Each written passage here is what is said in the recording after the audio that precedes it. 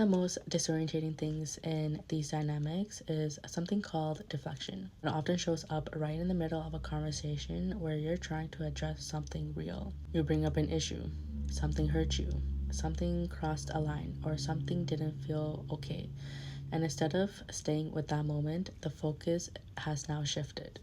Now it's about your tone, your timing, something you did last week, or something you always do. And you feel it instantly, that internal change where the original issue starts disappearing in real time. And that's what makes deflection so confusing, because it doesn't always feel like denial, it feels like derailment. The conversation moves away from accountability and toward defending against something else entirely.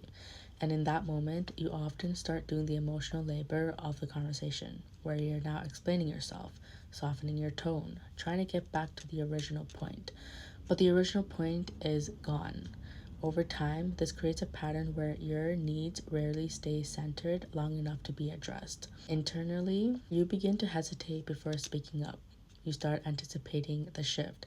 You start simplifying what you say just to avoid the derailment. And that's not random. It's now your nervous system learning what happens when you try to bring something up. And deflection isn't just a communication style.